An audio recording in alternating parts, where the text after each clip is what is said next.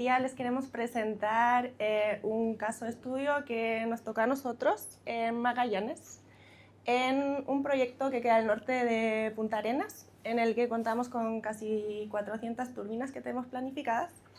Y este proyecto cuenta actualmente con 8 mediciones en sitio, y espero hoy solo vamos a hablar de una, porque es como nuestro caso de estudio, literal. ¿Y qué es lo que les vamos a contar? Primero les vamos a hablar un poco de las condiciones locales del sitio. Contamos con vientos intensos y una declinación magnética bastante importante, y Gaby les va a contar un poco sobre el tema estructural y las complicaciones que hemos observado. Al mismo tiempo, una vez que el mástil ya estaba construido, vimos varias discrepancias en las direcciones de viento, y al final colocamos un LIDAR al lado para hacer la validación del LIDAR, para después irlo moviendo dentro del área del proyecto, donde vimos que también habían discrepancias. Así que tuvimos todos los rompecabezas que uno se puede imaginar. Y claro, esto nos causó una alta incertidumbre en cuanto a la medición, o sea, la dirección de viento, que había que resolver de alguna forma. Y les vamos a presentar cómo intentamos bajar esa incertidumbre instalando la GeoBay, y después también obviamente les vamos a dar un pequeño análisis del impacto sobre la producción de energía con la dirección inicial y final. Eso.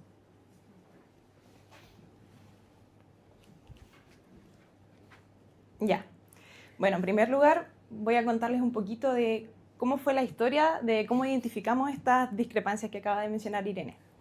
Bueno, nosotros teníamos aquí en esta posición un mástil de 100 metros de altura que tenía diferentes tipos de sensores midiendo la dirección del viento.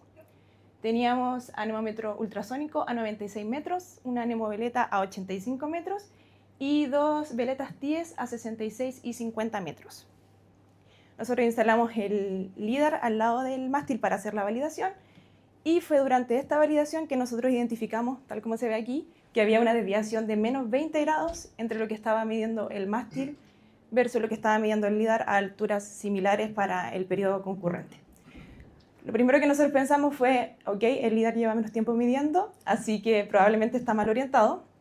Nos comunicamos con el contratista del LIDAR y ellos nos compartieron toda la información de cómo habían hecho la orientación, con registros fotográficos, planillas, etc. Y la verdad es que se veía que estaba bien orientado. Entonces, ahí fue cuando nos preguntamos, ¿y si fue la torre la que estaba mal orientada? Para esto, le pedimos al contratista de la torre que fuera al sitio a revisar la orientación de los brazos. Esta era la instalación que nosotros esperábamos de la torre. Uno de los brazos tenía que estar a 0 grados y el otro a 180 grados, con respecto al norte geográfico. Lo que hizo aquí el contratista fue utilizar dos metodologías, una que era con taquímetro y GPS, que la idea era ubicar el taquímetro a 50 metros al sur o al norte de la base de la torre, y desde esta posición tenían que ver solo un parante de la torre, porque significaba que la otra estaba por detrás y que iba a estar alineado con el brazo. Y ahí tenían que marcar ambas posiciones. Y la otra metodología consistió en moverse 2 metros más hacia el sur o hacia el norte y con la brújula apuntar hacia el taquímetro y la torre. ¿Cuáles fueron los resultados con estas dos metodologías? Bueno, con la brújula se determinó que había una desviación de menos 10 grados de la orientación de la torre. Y con el taquímetro y GPS, una desviación de menos 15 grados. O sea, la torre estaba mal orientada. ¿Qué medidas tomamos? Bueno, lo primero que hicimos fue analizar los datos con la corrección de 15 grados, que era lo que más se acercaba a lo que habíamos observado con el LIDAR. Y por otro lado también observamos que había una discrepancia remanente de 5 grados. Y también observamos estas discrepancias entre direcciones intramástil. Como todavía nos quedaba este remanente de 5 grados, fuimos al sitio a chequear la orientación del LIDAR y se identificó que estaba bien instalado respecto al norte geográfico. Y con respecto a la discrepancia entre direcciones intramástil, aquí también nos nació la duda de quizás estaban mal orientadas con respecto al brazo los sensores de dirección, Entonces le solicitamos al contratista que revisara los brazos y las marcas norte de los sensores. A simple vista, a través de fotografías, se identificaba que la alineación de las marcas sí correspondía con los brazos. Y otro tema fue que, bueno, aquí teníamos diferentes modelos de sensores midiendo la dirección con diferentes precisiones. Entonces no teníamos claridad a cuál de todos estos sensores creerle, básicamente. Entonces lo que propusimos aquí fue la instalación de la GeoBane para poder identificar la correcta medición de la dirección y poder disminuir la incertidumbre que teníamos asociada a la medición de esta variable. Entonces se decidió instalar la GeoBane. Aquí les voy a dar un poquito de contexto de qué es la GeoBane. Bueno, la GeoBane es un instrumento que se acopla con otro sensor, en nuestro caso fue con una veleta TIES, y lo que hace la GeoBane es que determina automáticamente la orientación de la veleta con respecto al norte geográfico. Esto lo hace utilizando su GPS interno y sensores fotosensibles. El proceso aquí consiste en que calcula el ángulo del Sol con el norte geográfico para ese instante y localización, bueno, el ángulo teórico, y lo compara con el ángulo que obtiene de las sombras generadas por las rendijas de la GeoBane. Y a partir de esa diferencia determina el offset. Bueno, con respecto a la instalación, esta se instaló el 7 de junio del 2025. Lo instalamos en la altura máxima que teníamos de dirección, que es a la misma altura donde teníamos el anemómetro ultrasónico. Y bueno, ahí hay unas fotos de la GeoBane con la veleta instalada. ¿Cuáles son las salidas? Bueno, algunas de las salidas son el True North Orientation, que es básicamente el offset que nos entrega la GeoBane. Tenemos la dirección del viento cruda, que viene de la veleta que fue instalada con la GeoBane. Y también tenemos la dirección verdadera resultante de aplicar el True North Orientation. Esta variable la utilizamos solo como referencia, dado que dentro de las buenas prácticas para el uso de la veleta más la GeoBane está que hay que siempre almacenar la data cruda de la veleta y de la GeoBane y aplicar el True North Orientation en el postproceso de los datos. ¿Esto por qué? Porque si el True North Orientation varía a lo largo del tiempo, ya sea por torsión de la torre o porque está midiendo algún valor fuera de rango, perderíamos la señal cruda que viene de la veleta. Entonces es mejor aplicarlo después en el postproceso. Bueno, con respecto a los resultados, nosotros instalamos la GeoBane con la veleta en el brazo de 180 grados, por lo tanto, el norte debería estar apuntando hacia los 360 grados. Y nuestro True North Orientation fue de 340. Por lo tanto, teníamos un offset de menos 20 grados. En un principio, cuando aplicábamos la corrección de 15 grados que habíamos determinado con la orientación de la torre, nos quedaba un remanente de 5 grados. Y ahora, aplicando el offset que obtuvimos con la GeoBane, tenemos finalmente una rosa de vientos que es coherente con lo que estaba midiendo el LIDAR. Aquí se puede ver, donde tenemos en colores, las mediciones de los sensores originales, con naranjo donde se ve lo que estaba midiendo la GeoBane. Y si recuerdan cómo se veían antes, es bien similar a lo que estaba midiendo el LIDAR. El otro análisis que hicimos fue sacar el delta entre las mediciones originales versus la GeoBane, y aquí identificamos que habían diferentes deltas o discrepancias dependiendo del tipo de sensor. El sensor que mejores resultados nos daba, o sea, con el delta igual de 18 grados, porque estaba mal orientada la torre, nos daba como una dispersión de los datos menor, a diferencia de, por ejemplo, la RM Young, que fue la que nos entregó el delta mayor y una dispersión mayor con respecto a la media. Y tenemos un par de puntos a resolver, que uno es con respecto al VIR, que no tenemos claridad si realmente hay un VIR en la zona. Entonces aquí también nace la idea de quizás poder instalar dos GeoBane a dos alturas diferentes para poder determinar si hay un VIR o no en la zona. Y el otro punto es si nosotros debemos considerar la GeoBane como una solución temporal o permanente, dado que ahora ya nosotros tenemos identificados cuáles son los offsets que tiene cada sensor con respecto a lo que estaba midiendo la GeoBane. Entonces nosotros podríamos aplicar directamente estos offset y tratar de reconstruir la dirección que nos está entregando la GeoBane. Pero también sería beneficioso mantener la GeoBane, dado que en caso de que la torre se vaya torsionando, porque tenemos vientos bien intensos en esa zona y lo hemos observado, sería bueno siempre tener esa información para poder ir reconstruyendo nuestra dirección del viento. Y eso.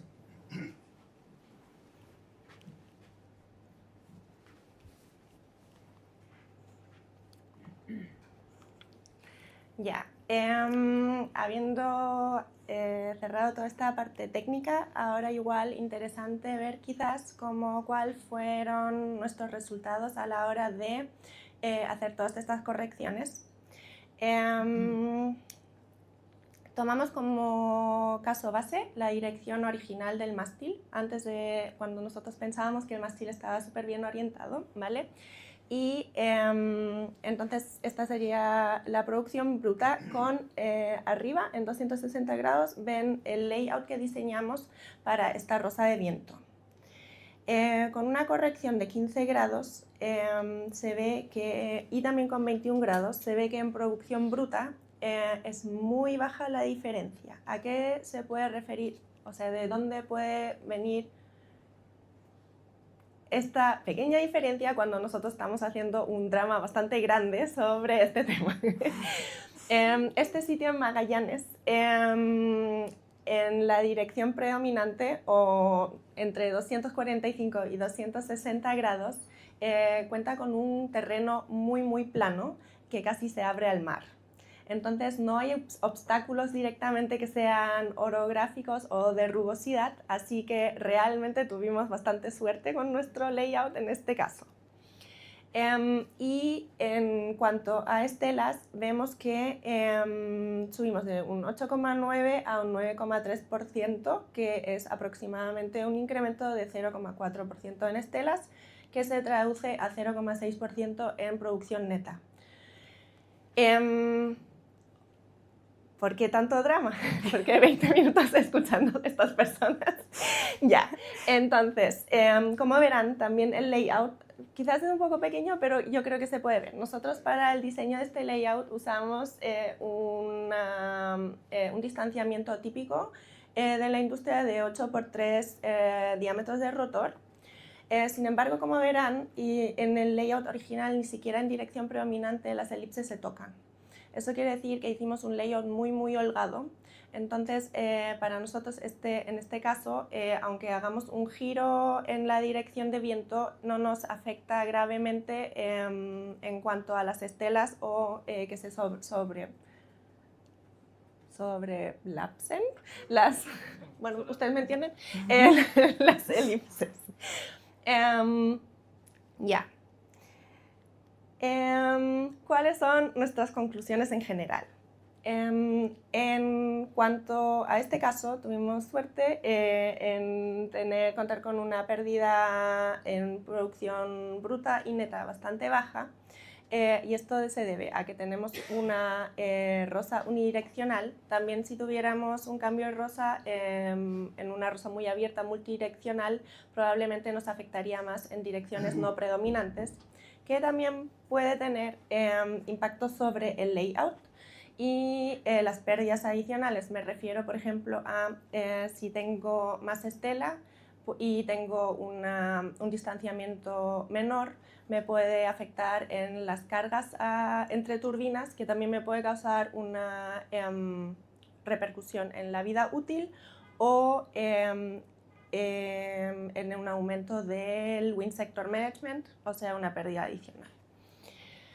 En cuanto a la incertidumbre, claramente igual, a pesar de que quizás en este caso no tenemos una pérdida grande de P50, igual nos afecta en el P90, porque esta incertidumbre de la medición que vemos, que no tenemos certeza exactamente de dónde viene el viento, y como Gaby mencionó, habían diferencias de las alturas que nos seguían un VIR, o sea, un cambio direccional con las alturas como regular. Al final del día, como un consultor que nos va a dar bancabilidad va a tratar este tema, nos va a dar incertidumbre adicional con la que el valor de financiamiento probablemente nos va a bajar. Entonces, esto es un tema que sí o sí hay que mitigar.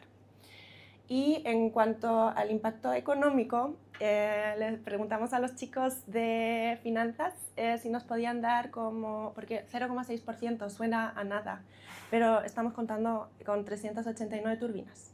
Entonces preguntábamos si nos podían traducir ese 0,6 aproximadamente en un número, para que ustedes también tengan un feeling mejor de lo que significa esto. Y ellos nos dijeron que esto puede ser equivalente a aproximadamente 7,5 millones de dólares al año de revenue menor. Así que el 0,6 quizás se convierte en un número bastante importante al final del día.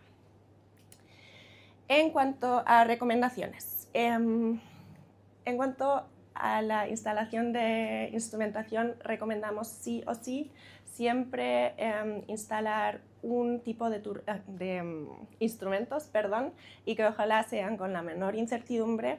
Y si, por ejemplo, porque nosotros instalamos, por ejemplo, el ultrasónico porque teníamos miedo de que se nos podían congelar las veletas en Magallanes, ¿ya? O sea, menos disponibilidad de datos. Así que se agregó el ultrasónico. Pero ¿por qué no no usar 4 TIS con la misma calidad y agregar un ultrasónico en la altura mayor como medición redundante? Es un poquito más de inversión, es un poquito más de mantenimiento, pero al final del día te va a sacar un cacho de encima. O sea, ya. Después, en cuanto a la recepción del mástil, esto se refiere más a temas estructurales. Ojalá si hay expertos internos, enviarlos a hacer una recepción en mástil, y si no, pagar a alguien externo. No tiene nada de malo que revisen externamente, independientemente, con taquímetro, que todo está instalado correspondiente a lo que se pidió. Y también estos informes pueden servir luego para el consultor de bancabilidad. No sé, si uno trabaja con un consultor europeo, por ejemplo, quizás uno se puede ahorrar la visita a terreno a Chile y igual es un gasto menos. En cuanto a la torsión de la torre, acá abajo se ve una fotito. Esto es el mismo mástil antes y después de la mantención preventiva que hacemos cada 6 meses. O sea, hay torsiones todo el rato en muchos de nuestros mástiles en Magallanes, porque claramente las velocidades son muy altas. Hemos reforzado los mástiles, pero igual como seguimos encontrando como estas observaciones. Entonces, igual la instalación de la GeoBeam puede ser una buena opción para hacerle seguimiento también a estos cambios de direcciones de los brazos. Y por eso también instalar la GeoBeam como opción predeterminada en cada mástil. Y ahí vamos un poco al tema si esta instalación debería ser permanente o temporal. Porque nosotros, por ejemplo, en Magallanes ya hemos decidido que va a ser una instalación permanente, pero también hay sitios que son menos complicados y donde los mástiles están bien. Entonces, ¿por qué no instalarte una GeoBeam durante un rato hasta que confirmes que todo en tu mástil está yendo bien y después la puedes hasta mover a otro mástil? Claramente eso sobre todo conviene... no, punto final. Y otro tema que tenemos abierto es el tema del VIR. El VIR, vuelvo a explicarlo, es como el cambio direccional con las alturas. Eso existe, es natural en algunos sitios. Entonces, por ejemplo, aquí también se recomendaría, por ejemplo, instalar 2 GeoBeam, una arriba y una abajo, para tener la idea si hay un VIR en el sitio. Eso sobre todo para sitios donde no se va a usar un LiDAR. Porque, por ejemplo, lo que también hemos visto en nuestro caso es que pusimos el LiDAR al lado y el LiDAR nos indicaba que no había un VIR en el sitio. Entonces, ahí tenemos esa certeza. Eso. Muchas gracias por su atención.